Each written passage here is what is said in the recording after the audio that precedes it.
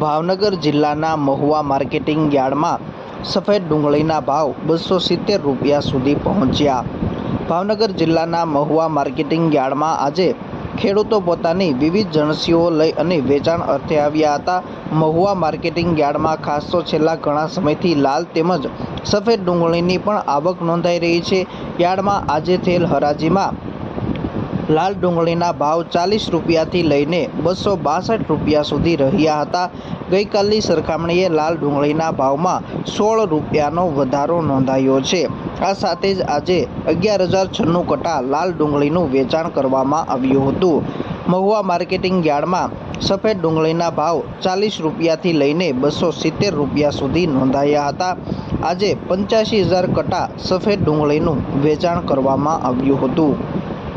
Mahuva marketing yard ખાતે ઘઉંની પણ આવક નોંધાઈ હતી।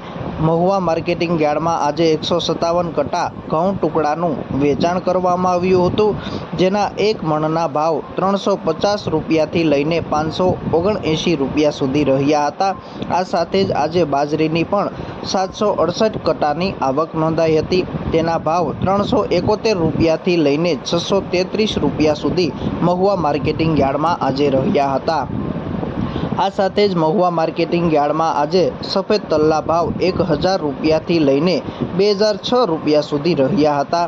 તેના ભાવમાં ગઈકાલની સરખામણીએ 185 રૂપિયાનો ઘટાડો નોંધાયો છે। જ્યારે આજે તલ કાળાની પણ આવક નોંધાઈ હતી, તેના ભાવ 1,500 રૂપિયાથી લઈને 3,452 રૂપિયા સુધી રહ્યા હતા। ગઈકાલની સરખામણીએ તેના ભાવમાં 193 રૂપિયાનો ઘટાડો નોંધાયો છે। આજે 980 કટા તલનું વેચાણ કરવામાં આવ્યું હતું, જ્યારે ચણાનો ભાવ 961 રૂપિયાથી લઈને 1,082 રૂપિયા સુધી રહ્યો હતો। આજે 191 કટા ચણાનું વેચાણ કરવામાં આવ્યું હતું। મહુવા માર્કેટિંગ યાર્ડમાં આજે મગફળીની 1,556 ગુણીનું વેચાણ કરવામાં આવ્યું હતું, જેમાં મગફળી 32ના ભાવ 980 રૂપિયાથી લઈને 1,181 રૂપિયા સુધી રહ્યા હતા, જ્યારે મગફળી G20ના ભાવ 1,001 રૂપિયાથી લઈને 1,079 રૂપિયા સુધી રહ્યા હતા। આ સાથે મહુવા માર્કેટિંગ યાર્ડમાં આજે નારિયેળના 7,633 નંગનું વેચાણ કરવામાં આવ્યું હતું। મહુવા માર્કેટિંગ યાર્ડમાં આજે નારિયેળના એક મણના ભાવ 487 રૂપિયાથી લઈને 2,426 રૂપિયા સુધી રહ્યા હતા।